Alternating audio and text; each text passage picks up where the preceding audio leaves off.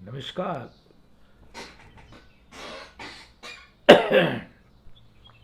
आज 14 अप्रैल है, बुधवार का दिन। आज जो मेरी पोस्ट है फेसबुक पर, जिंदगी सांस भी और एहसास भी। जिंदगी सांस भी और एहसास भी। सांस है इसीलिए एहसास है। एहसास के होने का मतलब ही है कि सांस है। जिंदगी सांस भी और एहसास भी। सांस है इसीलिए एहसास है, और एहसास के होने का मतलब ही है कि सांस है।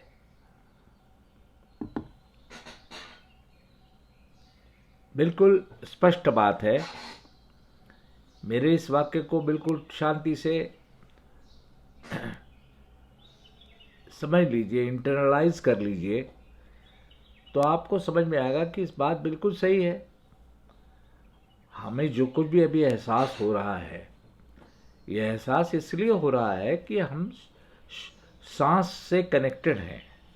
ब्रीदिंग है, सांस चल रही है, और उसकी वजह से ये सारी यंत्रणा, ये सारी सिस्टम, ये मैकेनिज़्म, जिसमें माइंड भी है, ब्रेन भी है, इंद्रियां भी हैं, शरीर भी है, शरीर के माध्यम से मस्तिष्क में भी स्मृति की सेल्स हैं, स्मृति के कोश हैं, और कहते हैं कि बदन में भी जो कोश है उसमें भी स्मृति है।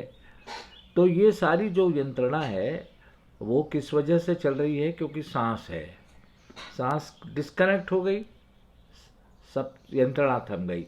यंत्रणा थम गई, एहसास थम गया। तो सांस है तो एहसास है। सांस, जिंदगी सांस भी है और एहसास भी है। इन दोनों को मिले जुले को हम जिंदगी कहते हैं। सांस भी है और एहसास भी है। अगर एहसास न हो तो मतलब सांस नहीं है, इसलिए इसका मतलब ये जिंदगी नहीं है। कोई भी आदमी, सब आदमी जीवित लोग जानते हैं कि वो जीवित हैं, लेकिन कैसे जानते हैं कि जीवित हैं? क्योंकि वो अपने को जीवित होने का एहसास कर पाते हैं। किसकी वजह से? सांस की वजह से। तो सांस में और एहसास में कोई दो टुकड़े नहीं है। फर्क इतना ही है कि हम जिंदगी को एक छोटे दायरे में जब सोचते हैं कि चलो इस बॉडी की जिंदगी, एक सीमा बना लेते हैं, तो फिर हम कहते हैं कि हमारी जिंदगी है। दूसरा आदमी अपनी बॉडी की सीमा रच लेता है, एक दीवार बना लेता है और कहता है कि ये हमारी जिंदगी है, तो वो उसको वो अपनी जिंदगी लगती है। लेकिन जिंदगी सबकी एक ही है, कोई अलग अलग नहीं है। भले ही एक आसमान की या एक स्पेस में कितनी भी दीवारें खड़ी कर दो, हर दो दीवारों के बीच की जो जगह है वो अपने को अलग समझेगी, वो उस अलग जगह को अपनी अलग जिंदगी कहेगी। लेकिन वो दीवारों को अगर निकाल दो तो सारी पूरी की पूरी जिंदगी एक की एक है।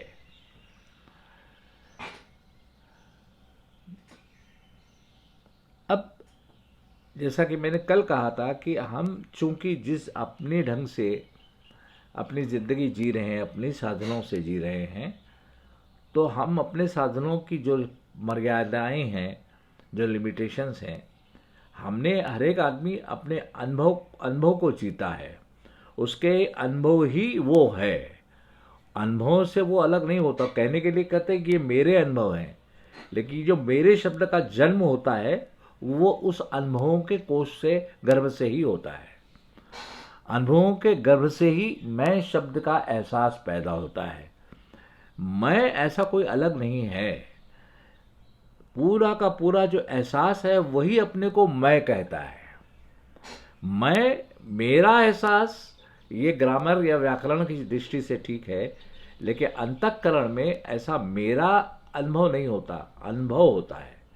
और जो अनुभव है वही अपने को मैं कहता है, और इसीलिए वो कहता है कि मेरा अनुभव। तो अनुभव को मैं से अलग नहीं किया जा सकता, और न मैं को अनुभव से अलग किया जा सकता है। जब आप अलग कर लोगे भाषा के आधार पर, तब आप कहोगे ये मेरा अनुभव है। लेकिन अनुभव मैं से जुदा नहीं होता और मैं अनुभव से जुदा नहीं होता। इसी तरह सांस से एहसास अलग नहीं होता और एहसास से कभी सांस अलग नहीं होता। एहसास से जब सांस अलग हो जाता है तो वो जो सांस है वो पूरी कुदरत की सांस है, पूरे अस्तित्व की सांस है। वो किसी एक व्यक्ति की सांस नहीं है। मेरी सांस, उसकी सांस, ऐसी कोई सांस नहीं होती। मेरा आकाश, तुम्हारा आकाश, ऐसा कोई आकाश नहीं होता। मेरा सागर, तेरा सागर, ऐसा कोई सागर नहीं होता। ये सब सार्वजनिक ही है। जो हमने दीवारें कल्पना की बनाई हैं, हमने बनाई है मतलब हमारे एहसास ने बनाई है, क्योंकि हमारा एहसास जो है वो सीमित दायरे में काम कर रहा है। जब हमारा एहसास पूरे एकात्मिक भाव से विचरने लगेगा तो उसकी कोई दीवार नहीं होगी उसके भीतर, वो अपरिमित होगा, सीमा के परे हो जाएगा। ये एक बात और भी आप समझ लीजिए कि हम जितना अपने को कायम रखना चाहते हैं, अपने सर्वाइवल के लिए, सेल्फ के सर्वाइवल के लिए या सेल्फ के प्रोटेक्शन के लिए काम करते रहते हैं, अपने को बचाने के लिए, उसी समय हम अपने को फैलाना भी चाहते हैं। एक दीवार खड़ी करते हैं हम अपनी तरफ, अपने को बचाने के लिए, अपने प्रोटेक्शन के लिए, और उसी में हम बंध भी जाते हैं। जिस दीवार से हमने अपने को बचाया है वही दीवार हमारे लिए एक कैद खाना बन जाती है। तो हम अपने प्रोटेक्शन के लिए जो करते हैं, इसका मतलब हम अपने बंधन के लिए भी करते हैं। लेकिन साथ ही हम उस बंधन के बाहर भी जाना चाहते हैं उसी समय। वो भी एक हमारे में इंस्टिंक्ट है, फैलने की इंस्टिंक्ट भी है और अपने को सिकुड़ने की भी इंस्टिंक्ट है। दोनों इंस्टिंक्ट एक साथ चलती रहती है। ये कश्मकश है, ये खींचातानी है, इसी के लिए हमारे जीवन में सारी सफरिंग है। सफरिंग किस फॉर्म में है? हमारी साइकोलॉजिकल फॉर्म में है, हमारे फिजिकल फॉर्म में है, हमारी फिजियोलॉजी के फॉर्म में है, बायोलॉजी के फॉर्म में है, हमारी जो पूरी साइकोलॉजी है उसके फॉर्म में है। सफरिंग इसीलिए है क्योंकि एक ही समय दो अलग अलग इंस्टिंक्ट विरुद्ध जो कॉन्ट्राडिक्टरी इंस्टिंक्ट काम कर रही है। एक अपने को सेल्फ प्रोटेक्ट करने की, सेल्फ को एनहांस करने की, और एक है अपने को सेल्फ को फैलाने की।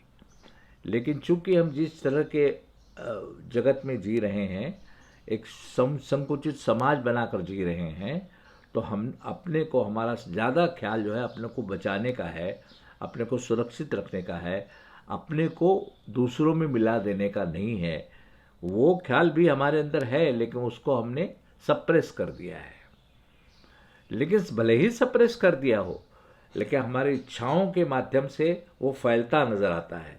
हमारी इच्छाएं बढ़ती जाती हैं, कभी कहीं रुकती नहीं है। इसका मतलब हम दीवार फांद कर बाहर भी जाना चाहते हैं और उसी समय हमारा जो आइडेंटिटी है, हमारी जो पहचान है, वो अपने को सुरक्षित भी रखना चाहती है, तो एक दीवार भी बनाती जाती है। तो अपने भीतर दीवार भी बनाते जाते हैं और अपनी दीवारों को तोड़ने की भी कोशिश करते जाते हैं। तो ये दो एक कॉन्ट्राडिक्टरी हमारे में बड़ा विरोधाभास है, हमारे आचरण में, हमारे मनाचरण में, हमारे देहाचरण में, हमारे मनाचरण में एक विचित्र तरह का ये विरोधाभास है। और इसी विरोधाभास के कारण हम बड़े कंफ्यूज्ड रहते हैं। अब इन सारी चीज़ों को आप ठीक से देखिए। अपनी पूरी यंत्रणा को ठीक से देखने का नाम ही है स्व को जानना। स्व को आपने पहचाना मतलब आपने पूरे जगत को पहचान लिया, क्योंकि हर एक का जो स्व है वो पूरे जगत का एक छोटा सा मिनिएचर है। वो मिनिएचर को आप ठीक से जान लो, इसका मतलब आप पूरी कायनात को ठीक से जान लो। आज का जो पोस्ट है, मैं भले ही चंद शब्दों में अपनी बात समेटता हूँ, लेकिन जब मैं उसके बारे में बात करने लगता हूँ वो उस सिमटी हुई बातों से निकल करके वो बाहर निकल जाती है और मैं पूरे विश्वात्म की बात करने लगता हूँ। शुरू करता हूँ अपने से, अपने इस स्वार्थात्मक जो मेरा जीवन है वहाँ से शुरू करता हूँ और फैल जाता हूँ अचानक एकात्मता में। क्यों? क्योंकि दोनों अलग नहीं हैं, एक ही चीज़ है। जब समेट ली जाती है तो वह मैं बन जाती है, और जब उसको पूरा खोल दिया जाता है तो वह जगत बन जाती है। तो जगत में और मैं में कोई फर्क नहीं है।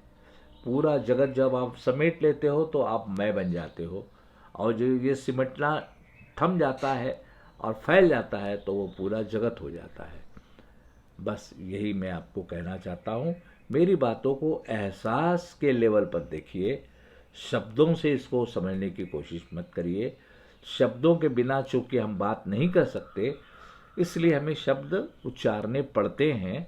लेकिन शब्दों के उच्चारने का पीछे का भाव ये है कि उसके पीछे जो एहसास पैदा होता है, उस एहसास में जी करके मेरे शब्दों को सुनिए। मेरे शब्दों का नया एहसास मत बनाइए। अपने एहसास को अपने शब्दों से जोड़कर इन शब्दों से जोड़कर देखिए। अपने एहसास को, स्वयं के एहसास को मेरे शब्दों से के माध्यम से देखिए। मेरे शब्दों का एहसास मत बना लीजिए। बस इतना ही कहना चाहता हूँ। नमस्कार। आज की बात यहीं समाप्त करता हूँ। कल फिर बात होगी। नमस्ते।